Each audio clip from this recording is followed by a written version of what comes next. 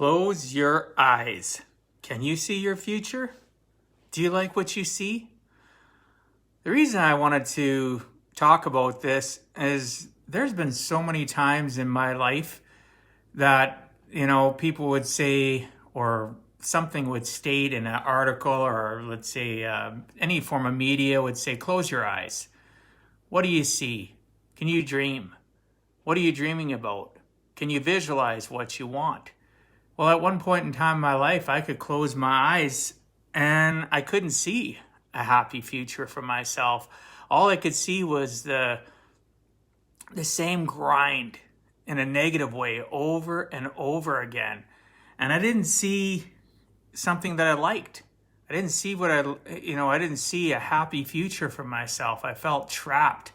I felt helpless to change what it is that was going on around me, and realize that some of this has happened in periods of time in my life where things were really grand, things were really good, and things that were going on in my life were really good.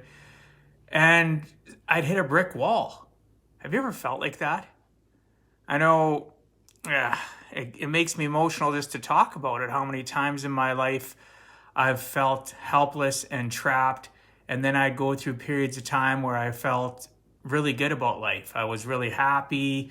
Things were moving along. I'd close my eyes. I can envision what I was working on then and the near future and the long-term future. I could envision what it is that I really wanted out of life. And no, it wasn't always materialistic. Like for some people, it's materialistic things, and when they close their eyes and they peer towards the future, and they dream of a future, maybe it's having a house for the first time, maybe having a bigger house, maybe having a new vehicle, maybe going on that dream vacation, maybe having a wife, a husband, a significant other, having kids. When we close our eyes, there's so many different things that we can envision in our lives and dream about. But how many times in your life have you closed your eyes and all you've seen was a nightmare, or the rut that you were stuck in? Maybe not so much a nightmare, but I've closed my eyes and seen the nightmare of where my life was at and where it was going into the future. What was the key factor through all of it, though? The key factor was me. The key factor is that I needed to do something. I needed to find where I needed to go in the sense of my mindset. My heart, body, and soul weren't aligned.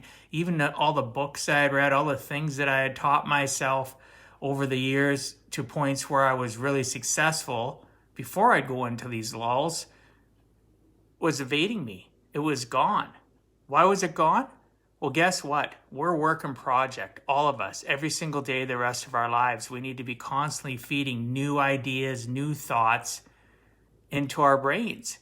And also we want to be reaffirming, right, the thoughts and beliefs that we already have that have decided to put themselves into a compartmentalized area of our brain where we're not accessing it anymore, and the negative and the downtrodden thoughts that we have overtake us, and we fall back down into that roller coaster of life where we're at the bottom, we're in the valley, right, the valley of despair, and we decide to camp there.